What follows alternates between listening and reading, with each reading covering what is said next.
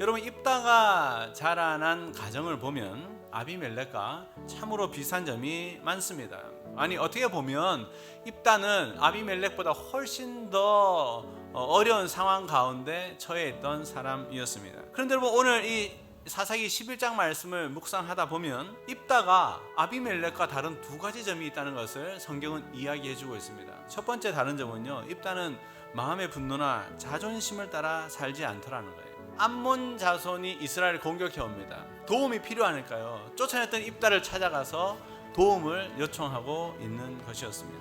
여러분, 보통 나에게 상처 준 사람에 대한 마음의 분노가 있는 사람, 자존심 하나 붙잡고 사는 사람은 어떻게 반응할까요? 나를 정말 힘들게 만든 바로 그 사람이, 내 눈에 피눈물을 흘리게 했던 그 사람이 나에게 도움을 구할 때 절대로 도와주지 않습니다. 근데 여러분, 오늘 본문에 보면 일단은 그를 그렇게 처참하게 버리고 짓밟았던 그 길르앗 장로들의 요청을 그가 받아주는 모습입니다. 자기 자존심, 자기 상처, 자기 분노에 사로잡혀 살았다기보다 하나님께서 자기에게 맡기신 사명, 하나님께 쓰임 받는 것을 더 중요하게 여기는 모습입니다. 두 번째 다른 점은요, 입다는 하나님의 세밀한 손길을 잘 알던 사람이었다는 것이에요. 여러분, 입다는 이 출애굽의 여정 가운데 하나님의 인도하심, 세밀한 인도하심에 대한 너무나도 풍부한 지식을 가지고 있던 사람이었습니다. 저절로 그 지식을 가지고 있었을까요?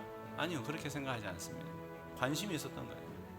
하나님의 인도하심에 대한, 하나님의 역사하심에 대한, 그러니까 거기에 대한 관심을 가지고 연구하고 하다 보니까 하나님의 세밀한 인도하심에 대한 풍부한 그 지혜와 지식이 있었다는 것을 우리가 알 수 있는 것이에요. 여러분, 입다가 도대체 어디서 이런 하나님의 사람으로 준비되고 있었을까요? 그것은 도읍당이에요. 그가 쫓겨났던 그 도읍당, 버림받았던 그 도읍당. 우리는 도읍당에 도대체 어떤 일이 있었는지 정확하게 알지는 못합니다. 근데 이 입다의 삶에 대해서 쭉 설명하고 있는 내용들을 전체적으로 보면 이 도읍당 안에서 하나님이 이 입다의 인생 가운데 새로운 일들을 행하고 계셨음을 우리는 보게 되는 것이에요. 혹시 여러분 중에 지금 광야에 서 계신 분이 있을 겁니다. 여러분, 무엇을 해야 할까요? 오늘 하나님께서 입다의 삶을 통해서 보여주신 게 뭐죠? 눈을 들어 하늘을 보는 것입니다. 사랑하는 여러분, 축복합니다. 눈을 들어 하늘을 보기 시작할 때 하나님의 역사가 나타나는 것이에요.